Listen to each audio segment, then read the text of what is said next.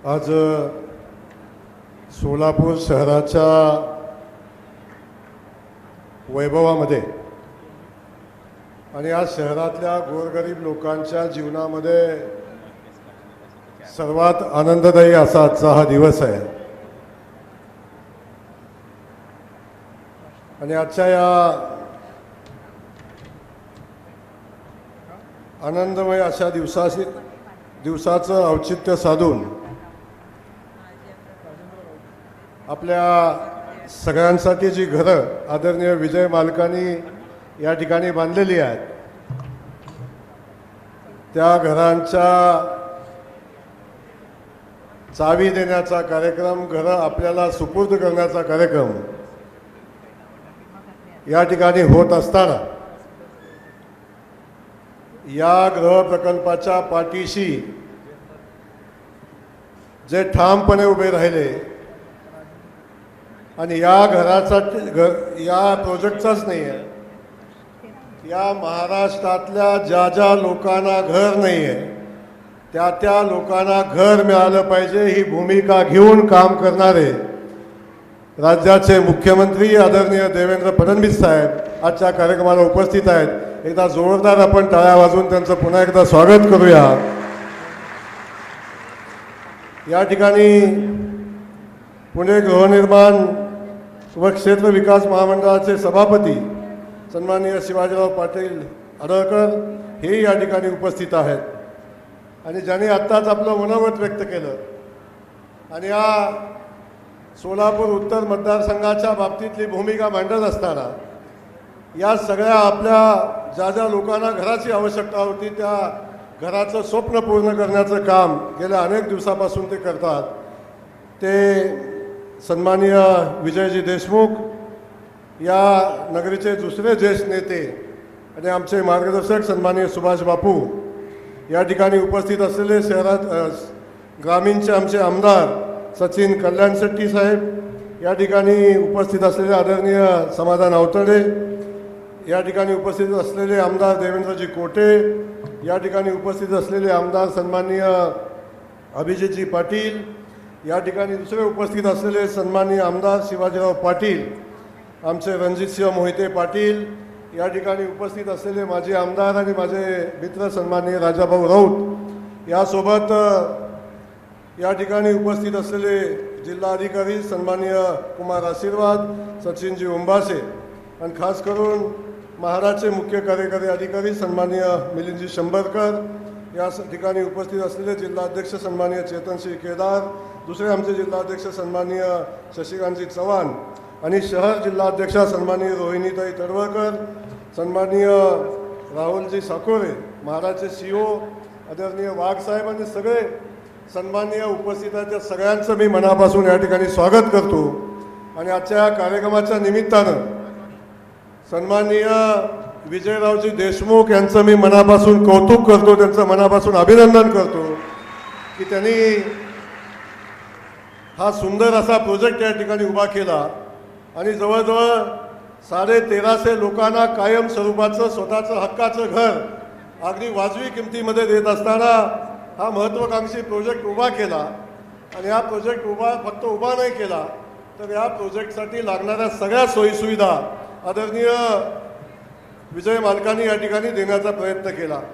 सगळ्या पायाभूत सुविधा या ठिकाणी त्या प्रोजेक्टसाठी उपलब्ध केलेल्या आहेत आणि या मतदारसंघातल्या प्रत्येक कार्यकर्त्याच्या कामाची भूमिका घेऊन, या मतदारसंघातल्या गोरगरीब जनतेच्या प्रश्नाची भूमिका घेऊन कायम शासनाशी लढा उभा करणारे आणि त्या लोकांच्या आयुष्यात समाधान मिळवून देण्याचा प्रयत्न करणारे आमदार आदरणीय सन्माननीय विजयरावजी देशमुख साहेब आहेत आणि त्यांचं या ठिकाणी पुन्हा एकदा मी मनापासून कौतुक करतो। आज या ठिकाणी मी आदरणीय मुख्यमंत्री महोदयांना मनापासून धन्यवाद देईन। या शहरामध्ये साहेब अनेकांना घरं देण्याचा प्रयत्न आजपर्यंत आपण केला आदरणीय मोदीजींच्या आणि आपल्या प्रयत्नातनं 15,000 घराचा पहिला एक प्रोजेक्ट कंप्लीट झाला आणि त्यानंतर जवळजवळ आता 1300-1350 घराचा हा प्रोजेक्ट कंप्लीट होतोय। फक्त शहरी भागासाठीच नाही पण या राज्यातल्या ग्रामीण भागातल्या प्रत्येक आवश्यक आणि गरजू लोकांना स्वतःचं हक्काचं घर मिळालं पाहिजे ही भूमिका घेऊन काम करणारे मुख्यमंत्री आज महाराष्ट्रामध्ये काम करतात। मला या कार्यक्रमाच्या निमित्तानं आपल्या सगळ्यांना सांगताना आनंद होतो की गेल्या 10 वर्षापासून महाराष्ट्रामध्ये आदरणीय मोदीजी जेव्हापासून पंतप्रधान झाले आणि तेव्हापासून सर्वांसाठी घरं देण्याचा निर्णय मोदीजींनी घेतला आणि त्याची अंमलबजावणी महाराष्ट्रामध्ये प्रभावीपणे होत होती। गेल्या 10 वर्षामध्ये 10,26,000 घरं या महाराष्ट्रामध्ये सामान्य लोकांना देण्याचं काम सरकारनं केलं। पण जेव्हा आदरणीय देवेंद्र फडणवीस साहेब दुसऱ्यांदा मुख्यमंत्री झाले तेव्हा फक्त 6 महिन्यामध्ये या राज्यातल्या गरजू लोकांना जवळजवळ 30 लाख घरं आदरणीय मोदीजींच्याकडून मंजूर करून आणली आणि त्याचे प्रत्यक्षात आता कामाला सुरुवात झालेली आहे।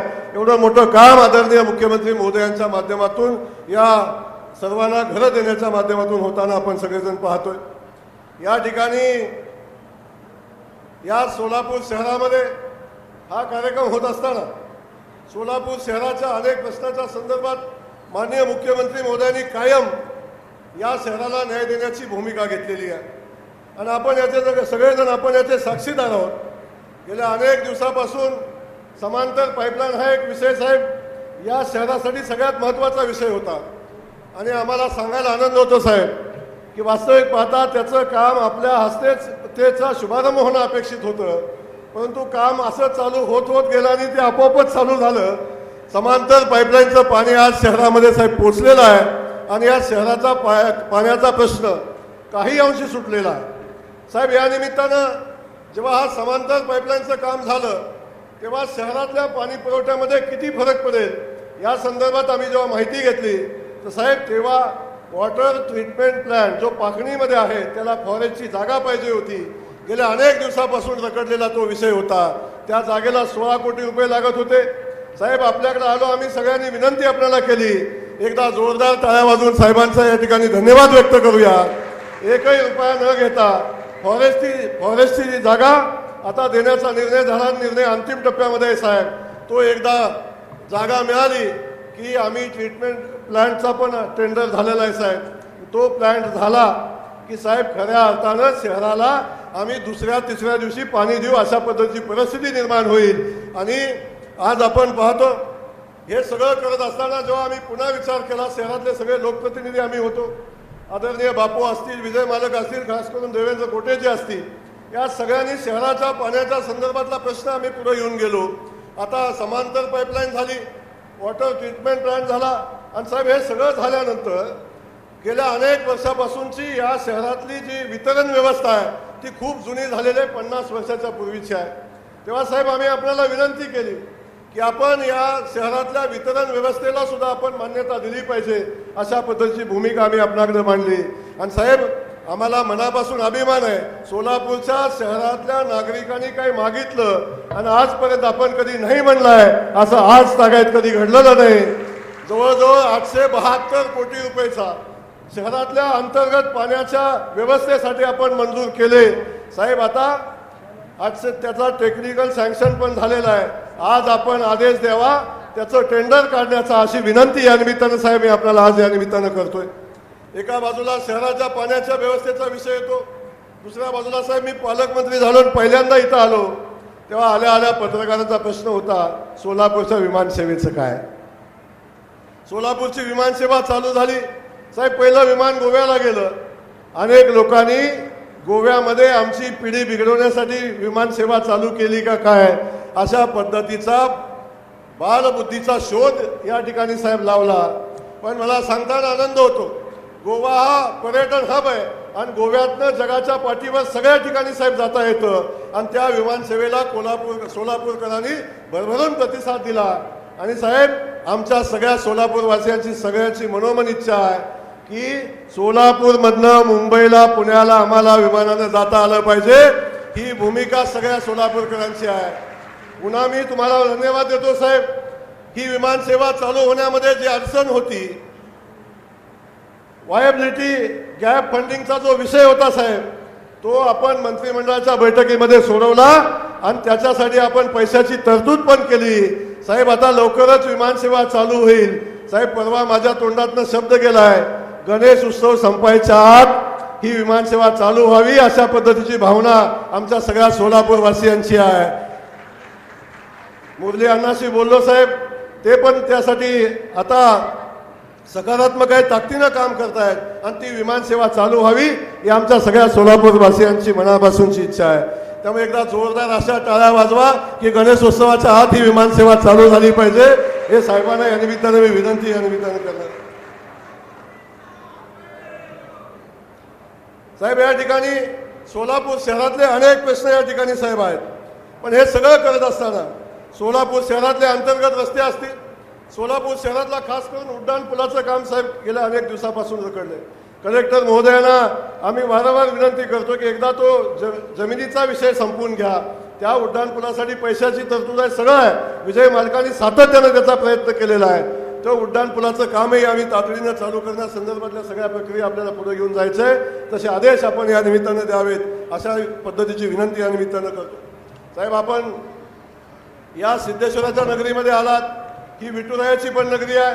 वारी आत्ताच झाली आणि आजपर्यंतच्या इतिहासातली सर्वोत्तम वारी करण्याचा मान साहेब आपण मुख्यमंत्री असताना या आपल्याला मिळालेला आहे. सर्वोत्तम वारीचं नियोजन केलं, सगळ्यात स्वच्छ सुंदर वारी या ठिकाणी झाली आणि या वारी स्वच्छ वारीच्या धर्तीवर साहेब, स्वच्छ पंढरपूरच्या धर्तीवर परवा आम्ही 15 ऑगस्टला एक घोषणा केलेली आहे, माझं सोलापूर स्वच्छ सोलापूर आणि माझं सोलापूर सुंदर सोलापूर, अशा पद्धतीचा संकल्प साहेब आम्ही केलेला आहे.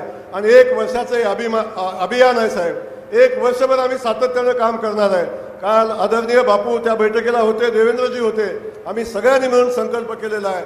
आणि साहेब, या शहराचा चेहरा मोहरा बदलून स्वच्छ आणि सुंदर शहर बनवण्याचा संकल्प या निमित्तानं आम्ही करतोय. असे शहराचे अनेक प्रश्न आहेत साहेब.